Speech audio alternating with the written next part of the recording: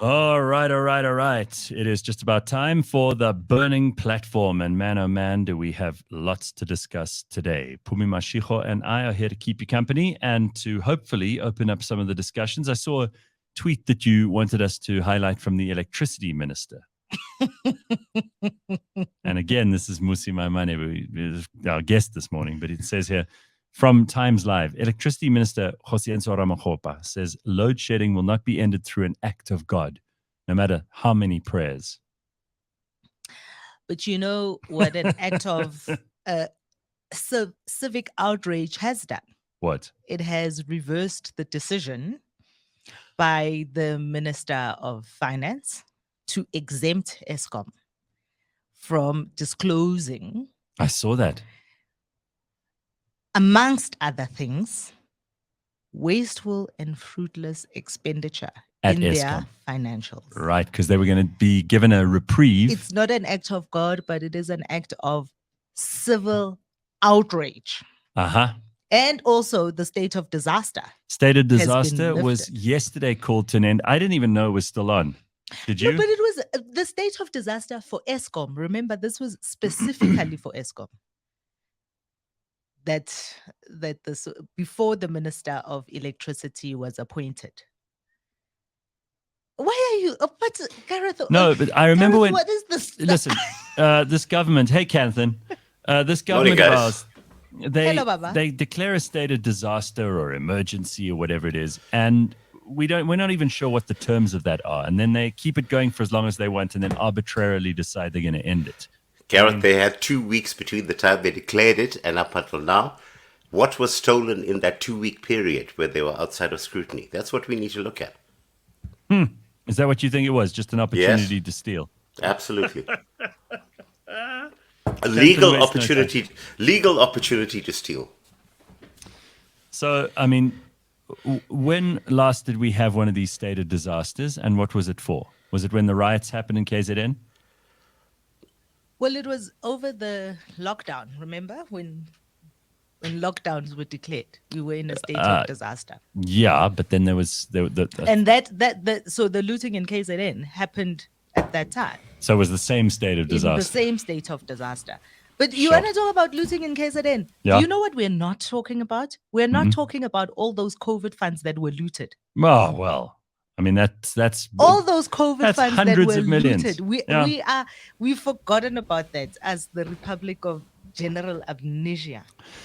Phumi has decided to do Kuningi every week. She said there's enough news for us to talk about all of this stuff every single. Are you getting cold there, Phums? Apparently so, yeah. Yeah. Okay. All right. When you two have settled down, But then I come prepared, you see? get into Guys, it. can we I'm just, prepared. before I'm not Mmusi fighting joins with you us, can we about just talk it. about Gold Mafia very quickly? Yes, of course. What do you go. want to say? The fundamental issue around Gold Mafia, and people actually don't get this. The reason why Gold Mafia exists is because Zimbabwe is sanctioned by the United States. They're not able to legally move wealth out of the country.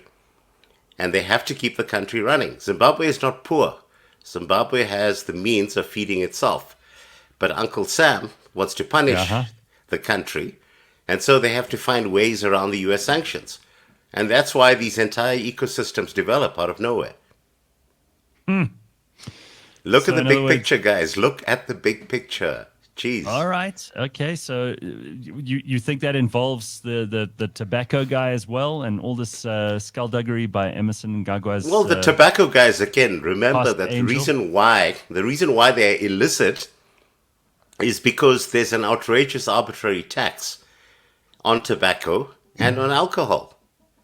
I mean, if I buy a bottle of VAT 69 now from Ultra Liquors, I can get it on special for as low as 139 Rand, out of which 70 Rand is tax. Sure. That's a Okay, good point. so you have every reason from a point of view of profitability to smuggle those cigarettes. Why would you want to sell it at 50 Rand a pack? And, this is a thumbs up because I haven't bought cigarettes in years. Why would you want to sell it at 50 Rand a pack for a 2 Rand profit when you could sell it at 25 Rand a pack for a 10 Rand profit? All right, you make an interesting point. And obviously this falls into that much bigger conversation that you're always pulling us towards of the changes of, with the changes in global politics, particularly with what's going on in the US as compared to what's going on in China and India and Russia, and the fact that the world is moving away from this unipolar look and feel that it's had for the longest time. But we'll have to pause that for a moment. I do want to welcome our special guest this morning. He's come in specially. You were in Cape Town yesterday. We were worried we weren't going to see you, and you're here in person now. Mmusi Maimane, how nice to see you. Hey man, it's so good to see you, and thank you so much for having me. Yeah, Well, it's a pleasure. Nice to have you in the studio. It's been a long time since we had you in the studio. I know. I had to find a new GPS location. You moved, didn't This is scented, And we've got lots to catch up on. I mean, Sure. you've been really busy. So, what happened to the original one movement that's now become BOSA? And is it BOSA or must we say BOSA or like? No, BOSA is cool. Okay, is BOSA all right? Yeah. Okay, so tell us what's been happening. So when I left Parliament in 2019, I always wanted to work hard to make sure South Africans can actually connect with democracy. Because I actually think part of the flaw with this country is that you and I, as we sit here in Joburg, we don't even know which member of Parliament represents us, right? Mhm. That's a fair point. So I went out. We spent the last 3 years. Obviously, in the first year, we went to the Constitutional Court to fight for the amendment of the bill so that you Independent candidates. Yeah. And people also say it's independent candidates, but more than anything, I wanted a constituency system Right. because I actually, at the end of the day, still believe that democracy is served best when politicians are accountable to the people and the people that live with them. That's what I really mean. So we went and spent time. The Concord ruled that Parliament must amend the law. We spent the last 2 years submitting the bill. That was OSA.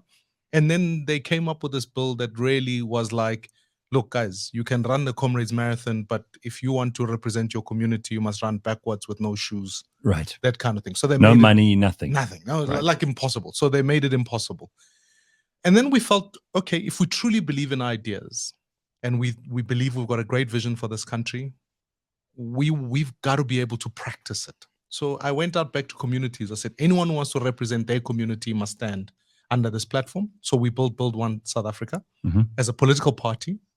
We put it on, we registered it with the IEC so that we can challenge not only for democracy to be closer to people, but to fight for our 10 ideas that we say these things are opposite and crucial for this country. So that's what happened.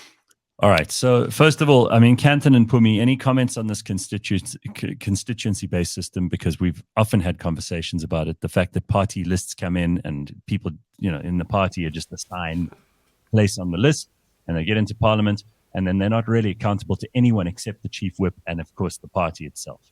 And what Mmusi's done here this is a big deal, and I think it's made our political landscape that much more accountable and a little bit better. Agree? Yeah, it's an interesting conundrum. And look, Mmusi, you're absolutely right in terms of the fact that we don't know who our constituencies are and who we hold personally accountable for these things. The issue that we've had when you have a parliamentary framework, shall we say, that's not based on proportional representation, is that gerrymandering then kicks in. And as soon as gerrymandering kicks in, essentially what happens with gerrymandering is that you redraw constituencies based on where a party is able to command a majority. So now, very simply, if we happen to have had a constitutional democracy that was represented by constituencies, the ANC would have redrawn the map so that all of the opposition parties would have effectively been wiped out, which is what we see in many countries north of Limpopo. So the proportional representation system that we have is, essentially a compromise that that kicks in. But the flaws are, of course, that you cannot hold individuals personally accountable for representing your interest. So now that comes to the interesting point of, do we allow individuals to then run for parliament? Well, I think that that's a very good idea in principle. The problem, of course, comes is that when you have a couple of 100,000 people running for the National Assembly, how do you then put a couple of 100,000 people onto a ballot? in order for them to be able to A, find their candidate, and B, tick off their names on the box. And it just becomes a shitstorm of note. And now, there's some people might say, well, let's do digital elections. And we all know how digital elections can be manipulated as well, because when you don't have an actual paper trail. So I'm saying that I don't know the answer to this question. In other words, Okay. you've been completely unhelpful, Kanthan. Thank you. That was a point. Thank God we didn't trust you with this problem. But also, guys, I think one of the things that we're fucking with a system. Sorry, this is Muruti. I know it's before Good Friday, so at least you've got time. No, but we have got quite arguably a constitution which is not just the newest, but also a brand new spanking shining car that has been created for a world that we are living. So proportional representation, theoretically, what the parties should be doing is they should be getting their party list from the constituency, right? And what we're trying to do is we're trying to break this constitution that has been thought through and put together in a different world, and we're trying to make it an old state of working in the Constitution. The Constitution, guys, was, and okay. we're wanting to we're wanting to change the rules of the game, just as the one party that we all agree with is losing the game. Now you want to change the rules and allow them to change the rules to work for themselves. That's what we've done. Can I continue your analogy? You said it's a shiny new car. It might have been back in, 92, 93.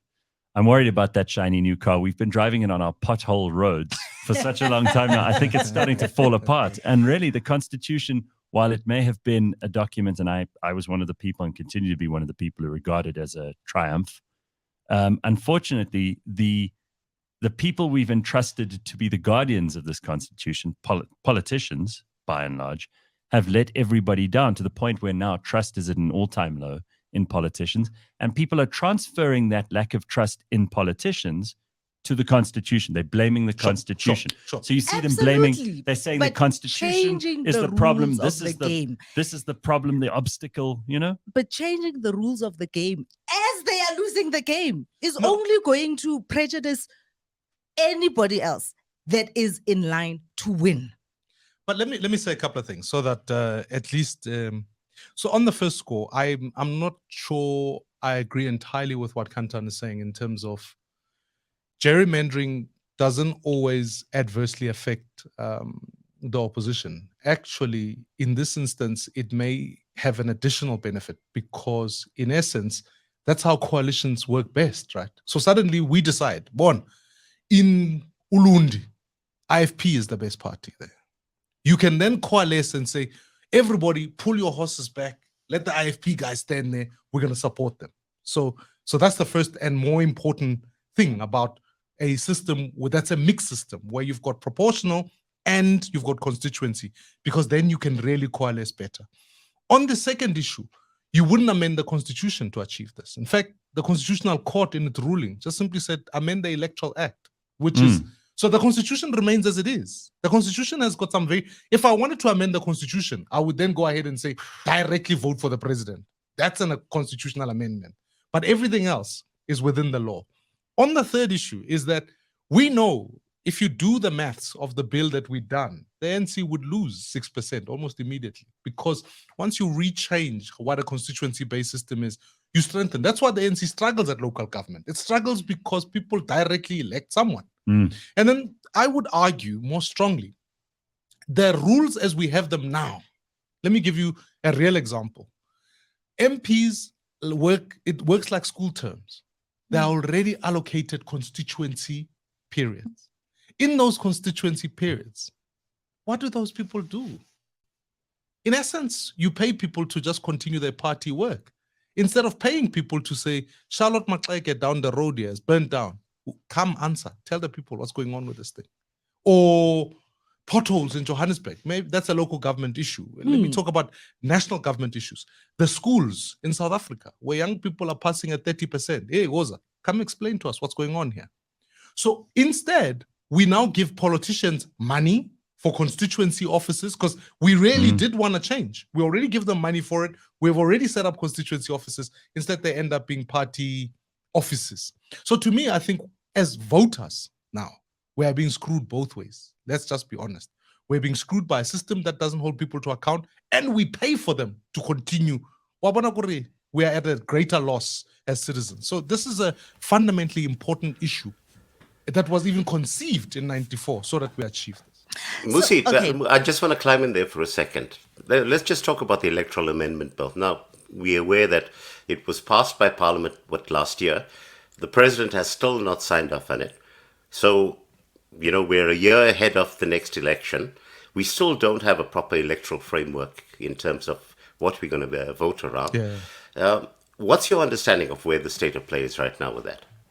Sure. I mean, where the president sits with the bill is that there are some issues of constitutionality in the bill. So it'll go to the Concord anyways, I suspect, because as I said earlier, it makes the rules nearly impossible for anyone else. It's prejudicial. And so I would argue the bill as passed is malicious compliance with the Constitution. But here's my political tactic. Let me say this. I think this is where the president is playing for.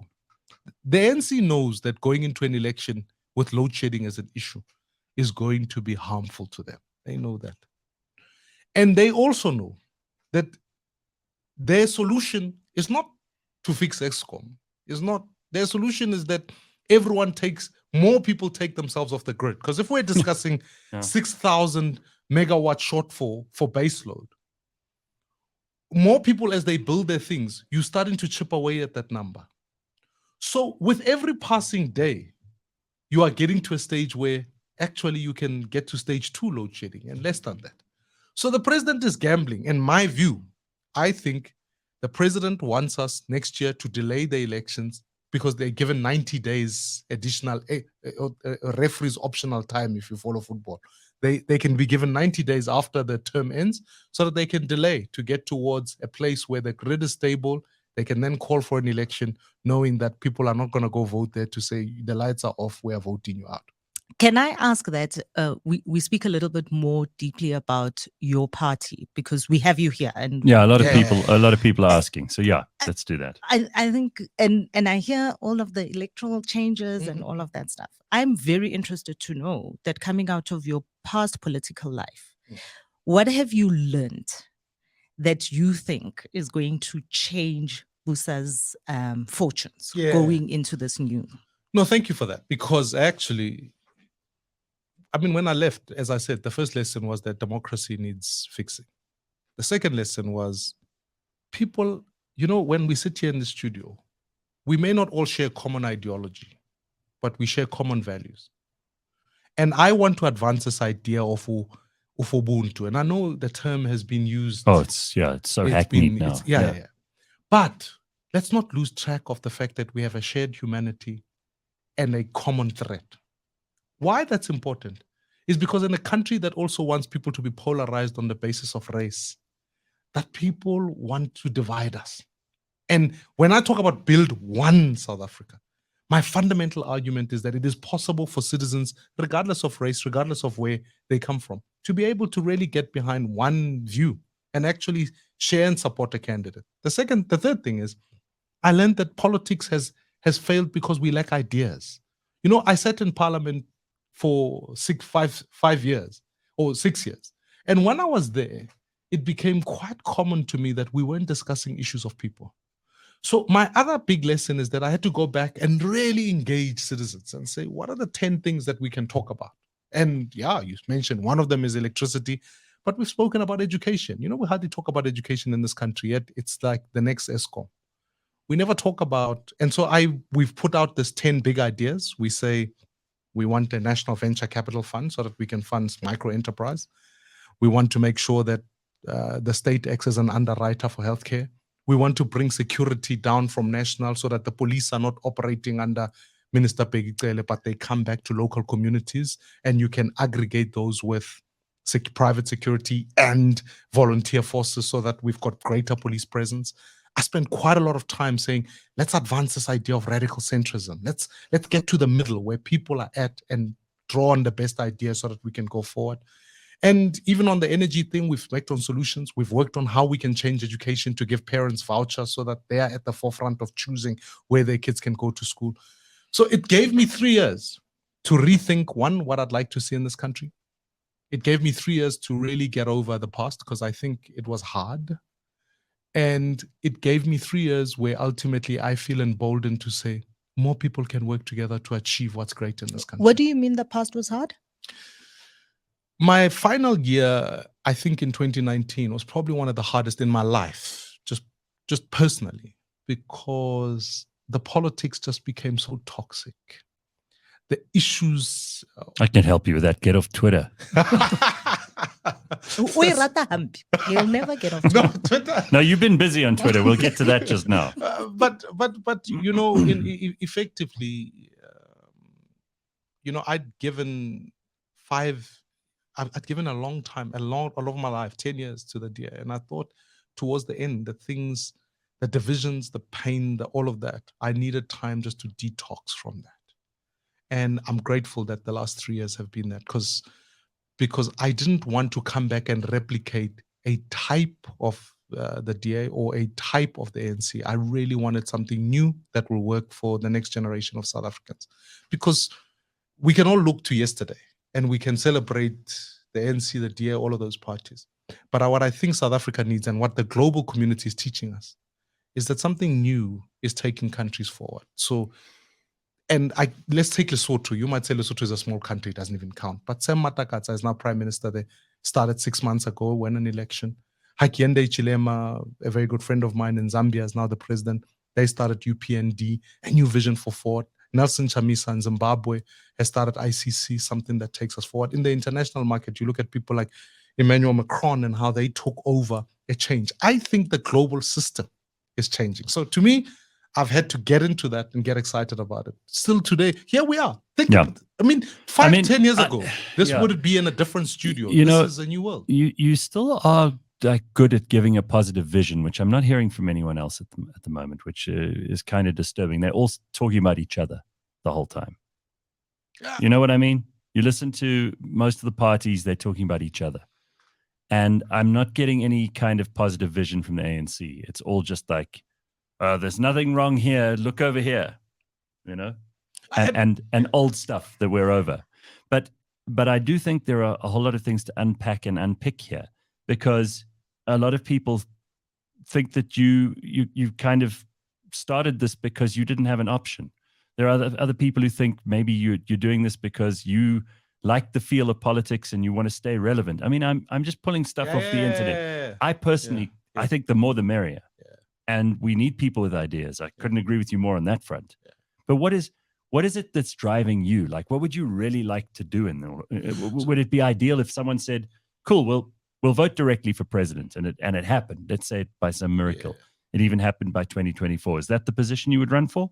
Absolutely, absolutely. In fact, I've got the shirt. So if you've got the shirt and the logo, you're in, right? No. I'm just worried that if your jacket closes, that could look like Busasa. And that worries the hell out of me. Okay. So. But you know, in truth, look, on the first is one of the other nice things I did in the last 3 years is that I went and got involved in business. So we set up a fund that helps fund started up businesses. So that was fun. We got involved with, because I must be honest, when I was writing laws in Parliament, I didn't understand all what happens in business. So I spent quite a bit of time trying to understand that, trying to understand communities. So I'm coming back with a better tool set. And why I say that is because there's a danger upon with politics becomes careerism, or those two things become synonymous. People can't find work elsewhere. Mm-hmm. The last 3 years, I'm just about nearly done with a PhD in microeconomics. So I've really felt I'm useful elsewhere, if I could say it like that. Most politicians are not. Let's be honest about that. If you took a lot of those MPs and even our cabinet ministers, you gave them no public money to live off of, they'd find it very difficult to find employment. So you disagree? Listen, people have got teaching diplomas. people have got don't take people lightly here. People have got teaching diplomas. Just because they're currently ministers of police doesn't mean they can't go and teach. Exactly. Oh, No. Jesus. So when I was done with all of that, I think, but you say, what's the play? Hmm. You know, Gareth, I've got 3 kids. And in truth, we're a mixed race family. So, right, my wife's a white South African. We've got 3 mixed race kids. So we face this problem. One, when I looked at the ballot, I thought, there's no one to vote for. Honestly, I Right. looked at it and I thought, that's the first thing. The second thing is I thought to myself,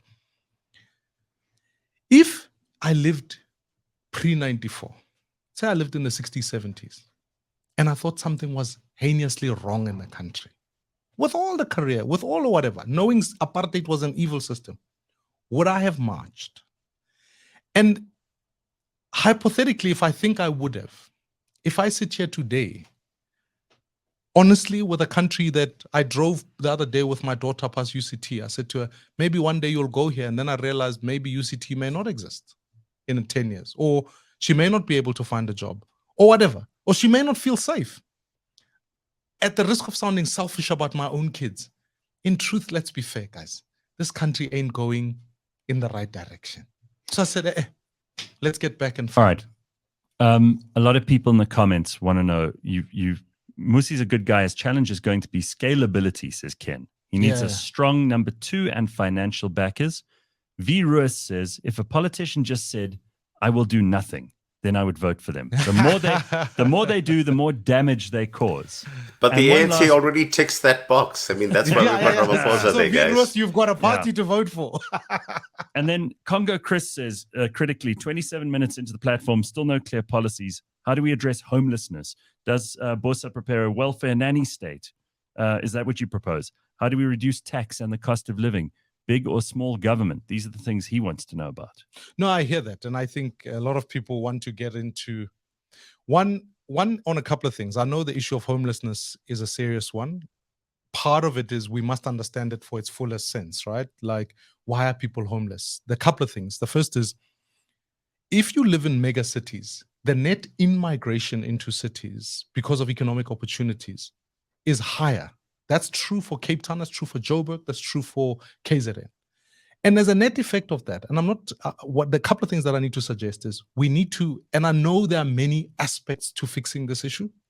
I know you can provide shelters. I know you can provide a voucher system for that. But actually, I happen to hold, which is what I did my master's in, is you've got to fix the transport infrastructure.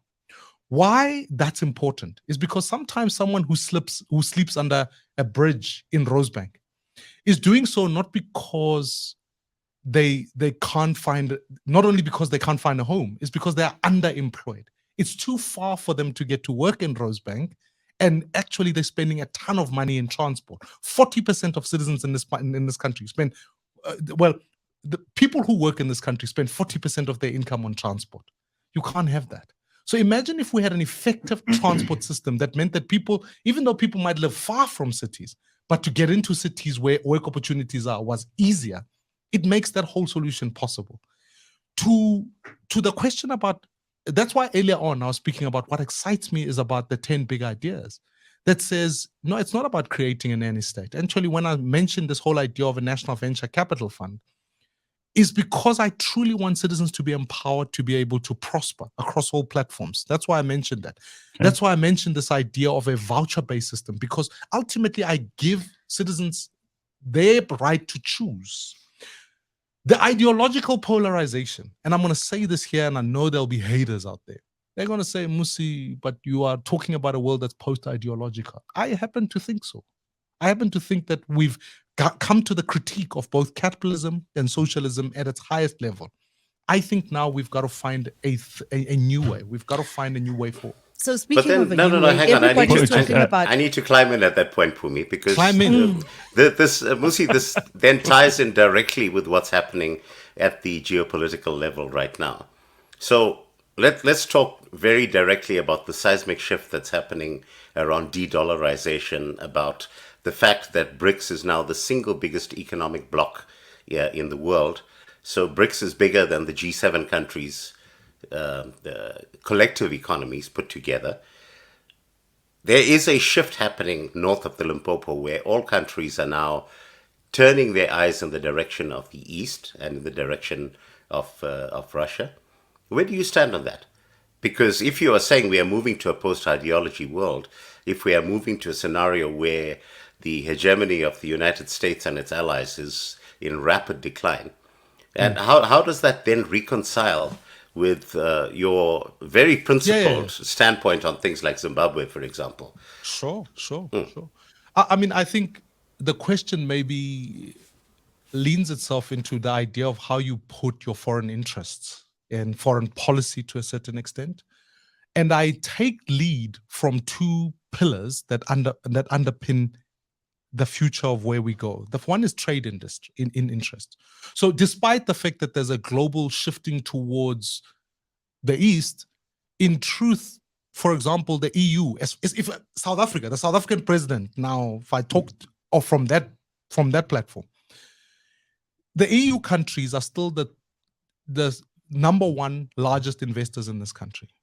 Okay, China is fourth in this instance. And in terms of various collaborations, foreign direct investment, we still discover that we have trade ties with the global West and the EU. So that's on one space. Declining, rapidly declining, I must say. And also, Let him finish. remember, no, I must correct points of fact. China is our biggest trading partner right now. India is soon to, absolutely. India CIA World Factbook figures. Go for it. All right, fine. We'll read that, but I disagree, and I can show you the. I'm sorry, my facts are going to get in the way of your feelings, Mmusi. Okay, if we proceed on the second issue, is that what we can't also do is, whilst you may pick East or West, we mustn't also denounce, and you're correct, you asked me the question about Zimbabwe, we mustn't denounce issues of human rights, for a fact. So yes, where we sit in the de-dollarization, as you put it, I'm comfortable enough to say, let's focus on our trade interests. Let's understand what our investment criteria look like and what our objectives are, because everyone is doing that. And sure, but what are your investment criteria? Tell us that. Yeah, mine is to look at, for example, my major support even about the BRICS member states. If I think about where our economies is going to grow, particularly in areas of fintech, etc., I do think our partnership with India needs to be strengthened for the future. But that's not only an exclusive market. There are other markets that I look at. We can look at issues of energy and how we diversify that going forward and understanding where Africa and its continent sits. So I look at issues of digitization, of energy, environmental friendliness, and how as Africa, we can leapfrog the developmental curve of where other European countries have gone. And so there are massive opportunities in that regard. So I'm not married to anyone, I'm married to South Africa. And I'm saying, let's identify our interests and charter a path along that way. That's my focus. So to the last point, which is what do we do in Africa? So on another last point is that there's intra-African trade that's not been stimulated sufficiently. And I think there's a massive opportunity there.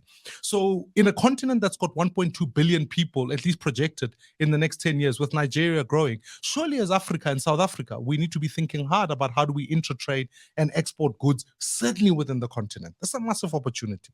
So to me, if you said to me, Mmusi Maimane, you become the president today, I wouldn't be wanting to go, let's pick winners and losers. I'd be going, what are the interests of South Africa?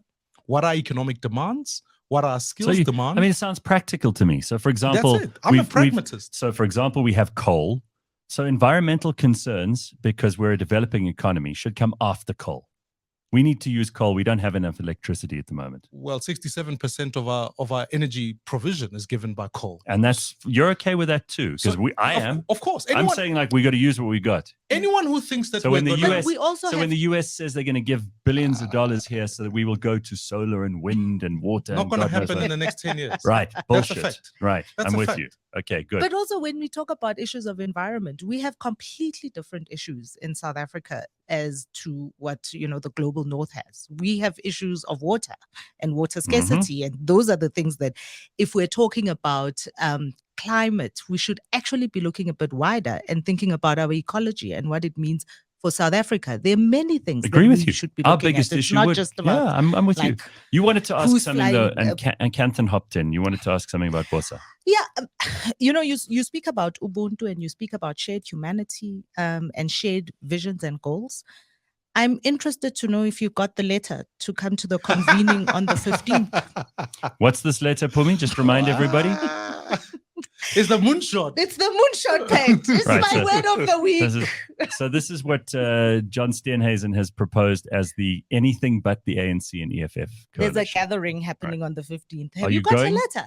Because your logo was taken off the coalition of the Rainbow Coalition. Well, yesterday. that's what I noticed that. Did you? And I Were you noticed sad? that I wasn't invited. Well, let me say a few things. The They first didn't thing, invite you. you know, and I'm not. Look, I think anytime people want to work together, that's an important thing. We're going to need to at some point. Correct. It But needs. yeah, I think this is an important thing that Pumi's bringing up here. Like, how deep are your wells of willingness to get involved in coalitions, and what are you and aren't you prepared to do? I led in 2016, right? I led the coalition, Jan Joburg, Kabeja, Tshwane, and all of that. And by and large, I think we demonstrated that they can work. They work on the basis of being able to develop a plan that you are able to say, here's where the thing is going. And they work if the national leadership is willing to get over its own issues. I mean, there were days where I can tell you, I used to fight a lot with Bantu Holomisa, and he knows that. But we'd walk out. He sometimes has walked out of my office, but we still had to fight hard about what we got to do. And today, him and I still remain good friends. So at the end of the day, you require the high level of maturity. So even in a typical sense, so for example, we were put in the thing, now we're taking off. That kind of immaturity doesn't help. It's not going to help coalitions. You need to be mature in leadership and be grand enough to be able to go, I'll work with people. Some people I don't agree with. Julius Malema and I don't agree on many things, but he's playing a part in South Africa. I have to engage him. Corne Mulder and I disagreed on many things, but he's a South African and I need to engage in the way it goes. So the coalition conversation, one, I think is important. Two, I think we need to do it and we need to get it right. But three, it needs a sense of which there's a shared respect and shared values that sit in the room. So 2024, I've checked my inbox. I've refreshed, nothing. So I suppose I'm not invited. But lastly, so are you big enough to show up even if you're not invited? Well, I don't know where it is. I don't like to show up at. Okay, get your inbox. Oh, please. but let me just say this one last thing. The conversation has been had. This is not a new conversation, right? So I've been meeting with opposition leaders to have this conversation. So let's not make this moonshot thing a new thing. It's not. It's actually, people have been having conversations, and I can show you. What? We met a couple of times with political leaders, opposition leaders, to try and chart our way forward. That's on one score. On another score, it can't just be a coalition of parties only. We have to bring society on the table. All right. What do you think is going to happen in the elections next year? Because this is the question everybody always asks people who they think are connected and who know what's going on. You know more than I do. What do you think is going to happen next year? Where do you see the parties lining up? How well do you see the ANC doing, or how poorly do you see them doing? Who do you see as the coalition partners who might be able to make a go of it? And what are the percentages in your head? As they are now, obviously a lot can change. In my head, I think the ANC will get somewhere mid-40s, so 45 or so, 40, somewhere there.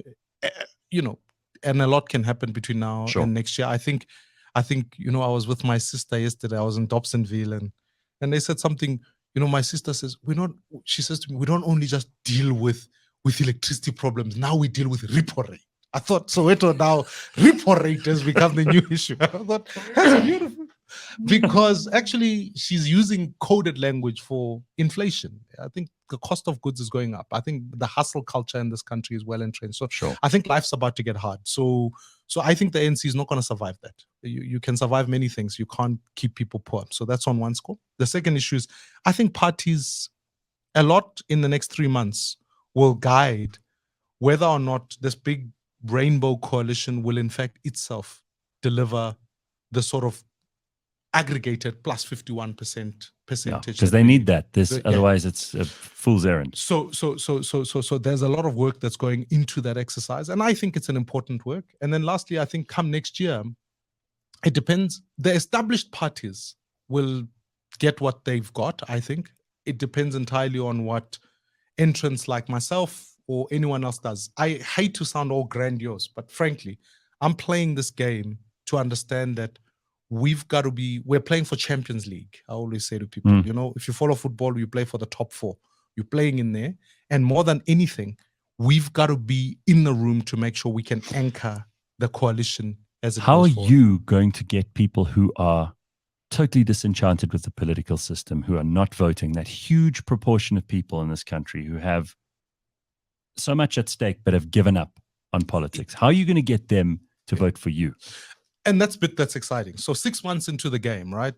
We are launching. We've got a very strong digital platform. So Twitter is but one component, but we're launching a type of discovery rivalry app that will make sure citizens who don't participate in politics in traditional sense, they are not branch members, they are not going to be vivaring, but they want to participate in the process. So 6 months into the thing, we've got a digital platform that allows us to do that. Secondly, we've set up structures in all 9 provinces, which for 6 months in, I think is pretty good. We've got an executive everywhere and they're going every weekend recruiting members. Thirdly, I'm excited about the fact that when we raise issues in communities, because for the first time ever, remember the other thing, you talk about independence in 2021, we've been able to call all of those people back because they bring their communities. Because why people don't participate in a democracy is because they don't know who they're voting for. Whereas in local government elections, they found somebody, they said, oh, here's Mmusi, he lives in Dobsonville. Let the people of Dobsonville vote for Mmusi in that sense. So that re-engages the politics in a different manner. So that's been quite exciting to get people animated around that. And then lastly, so to the scale question, I feel now we've got a product. If you were using business language, we've got a product. We've got distribution channels, we've got digital infrastructure, and we raise the sufficient enough capital. I think we can scale up quite quickly. Favorability of messengers, that's another thing. We're bringing new people into politics. So one of the things that is sad for me watching the political landscape is that if I slept in 2019, woke up in 2023, still the same players. People. So to me, that sounds a bit stale in many ways. So the exciting bit is, I can show you, my deputy leader, Nobuntu, is a businesswoman in her own right. She's a powerful woman. She's come into play. We've got a number of people, Kusta Jack, who was a business person in his own right in the Eastern Cape. Biela, who is a phenomenal entrepreneur from Unilever, used to be there in KZN. And I can go country, province by province.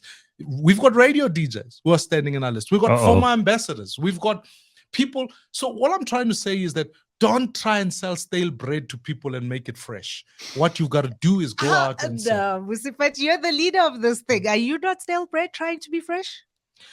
I'm the only politician maybe in the room often.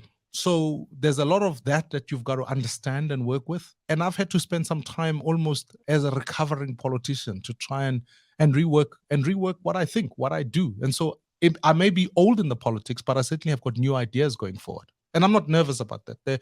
There's something that has had to happen in my life to take the time to rethink things and to work them out.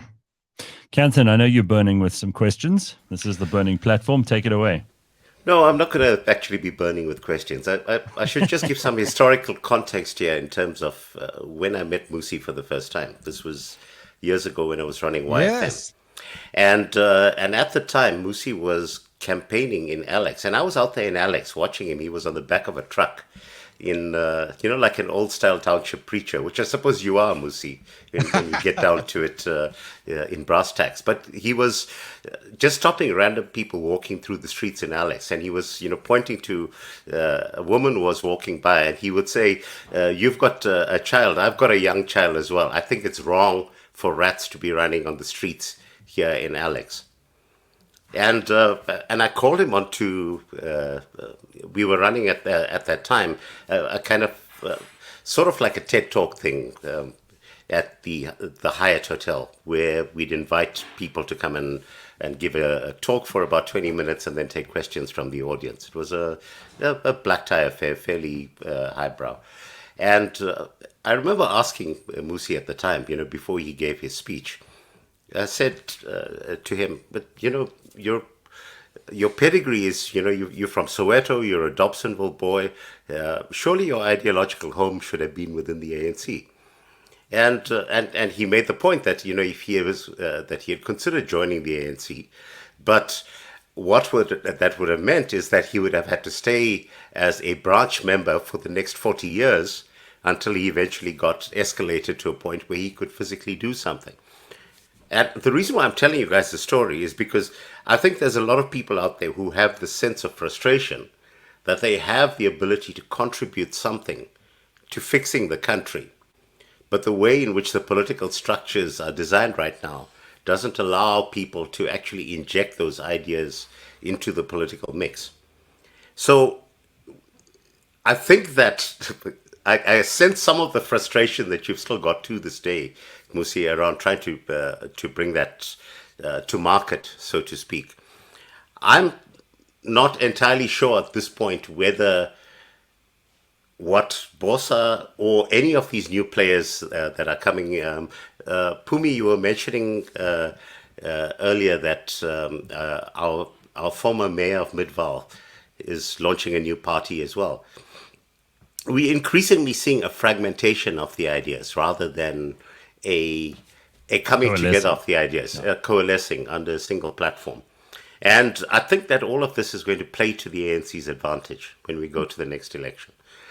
I don't agree with your prediction that the ANC will drop below 50%. In fact, I think the ANC will maintain it's better than 50%, simply because I believe there are fewer people who will vote in the next election than did in the last election, because there isn't enough messaging right now around driving people to get to the polls to have something to vote for.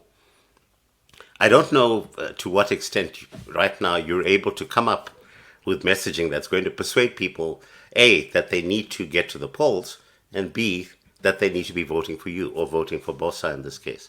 So just tell me what's wrong with my analysis as a starting point, and then how you intend addressing that. So there's a couple of things. One is, a strange thing happened and is happening. You would have been at the Mall of Africa over the weekend, and young people organized themselves to get there. Organized. Phumi told me about these guys. What do you call them? Latweezes. Latweezes. I happen to think that is an indicator of the fact that, given the appropriate message, young people can be mobilized to do something. So you don't just think it's a representation of terrible parenting. Nah, I think sometimes we miss the language of young people. Okay, all right. So Kanthan, to your point, Rona, my organizing message, if you were to say, what's your MAGA, to use a bad statement, for us is to genuinely fight to put a job in every home. That's the tagline. We want to put a job in every home. So, and the economic message, that's what this country actually is about. I agree with you that sometimes it feels like everyone wants to start a party. But where I'm worried about all of that is that there's a genuine, sometimes misunderstanding of the political problem in this country, because we speak on so many different platforms. We speak as elites and we understand the problem from one angle. But actually, for the person who's sitting at home, the citizen who, for them, honestly, I'm convinced, despite what the ANC's institutions look like, I think that given the appropriate mobilization funding, citizens have had enough. It doesn't matter where I go, in any community, people say this one permanent thing to me. I got such a beautiful analogy. Someone said to me, Mr. Maimane, I bought chicken pieces. Load shedding has meant that they are now going off in 2 weeks. Now, that's a different level of poverty that I think this country has to grapple with. So whilst I might be eloquently describing the problem, I do think more than anything, people are desperate for new solutions. And our work as BOSA is not that we're going to get 51%. That's not what I'm going for.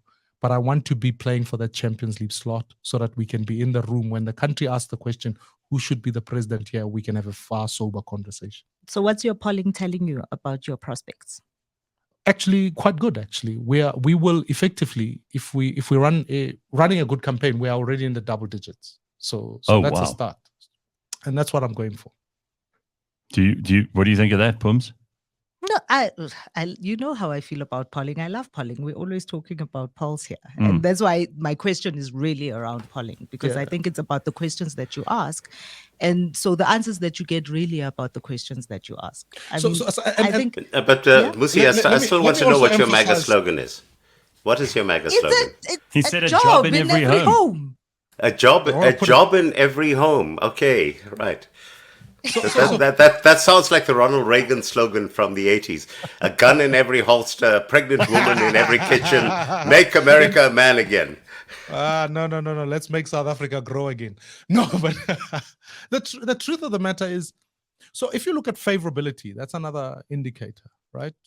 There's only, at this point in time, just from a polling point of view, only one other politician who's more favorable than I am. So in other words, your haters and your losers, they cancel each other out, and then you decide whether you're net positive or net negative. And the only other person is the president. So we are coming into the race not as novices. And that's where, to your earlier question, you having come into the space, there's a lot of big school fees to pay to get recognition across the country. And I'm grateful that we've spent, as a brand, for people, there's a fairly universal, broadly speaking, people given the names on the list, they would know Mmusi Maimane. So speaking of school fees, who's paying?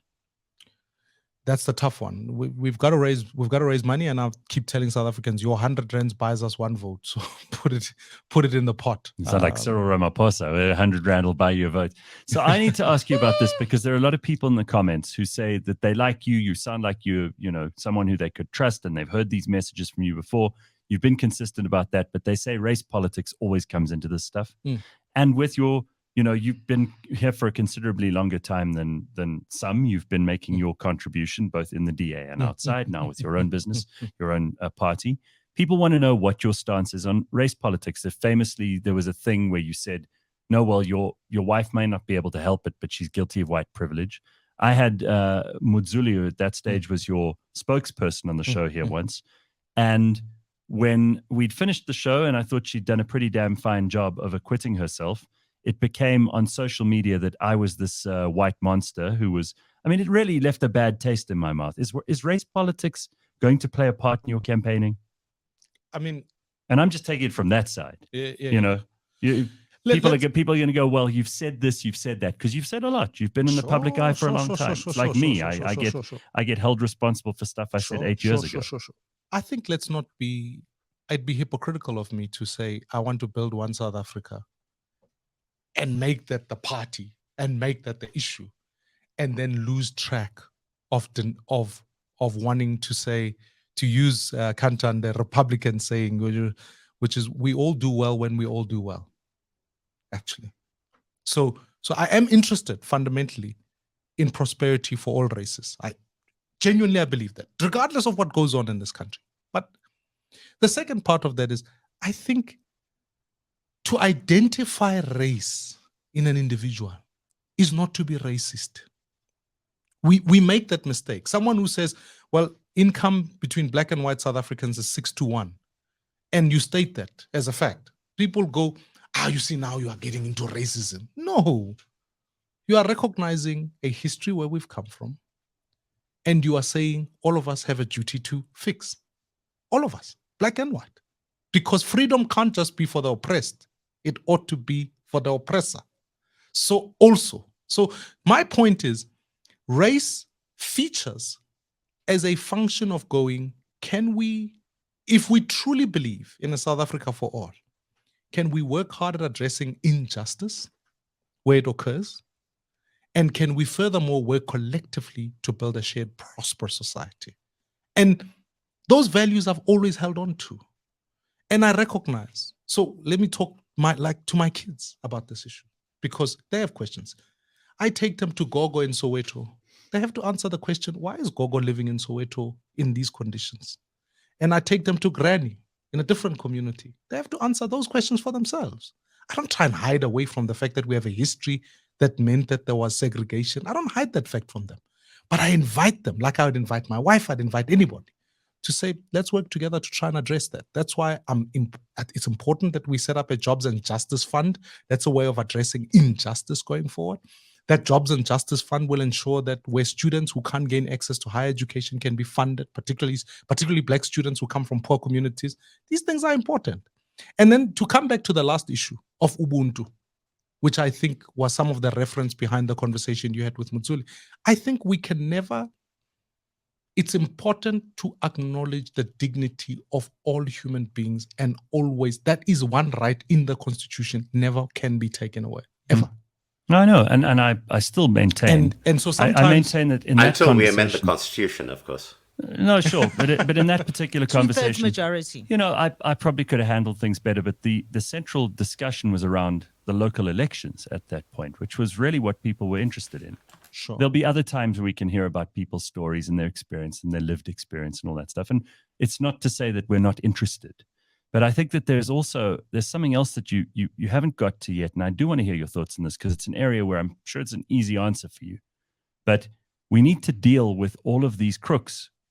And I heard from somebody this week who's now living out of the country, a very, very smart legal mind. He said to me, we need to establish a circuit court that has sufficient funding, get the best legal minds, and set up a corruption court, essentially. Say to these people who've stolen money, you have 3 months amnesty. Come forward, tell us what you've stolen, and you won't have to go to jail. We're going to take most of that back because it's not yours, but you won't have to go to jail. If you don't come forward in these 3 months, we will come after you with everything we've got, and we've got a lot. Yeah. And then let's put people in overalls. I mean, do you agree with that? Undeniably. Good. Undeniably. Good. Otherwise, we're going to create a system where people who... Corruption has become so... It's happening everywhere. And part of the real issue is that we are now privatizing... we think that, you know, public leadership and public office is a side hustle. The main job is elsewhere.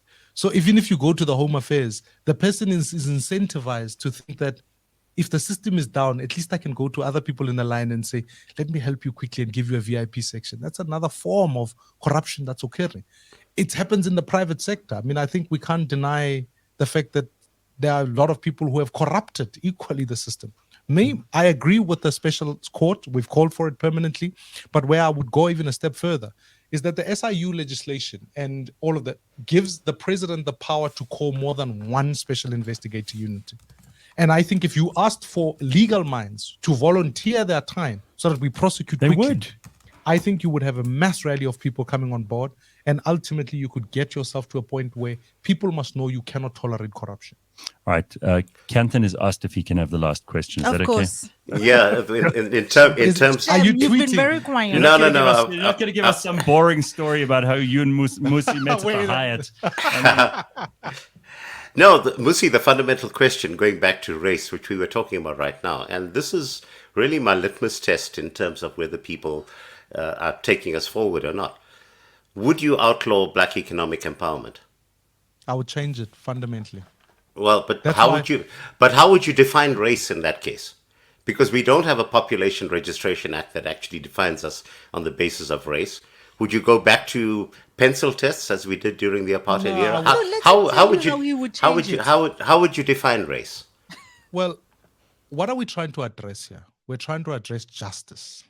So I don't need to define race because the Constitution is quite explicit about self-identification. But let me take a student, right? I want to lean into different things. So if a student says to me, my parents never went to university, as a function of history. My parents never went to university. That's a fact. Neither did mine.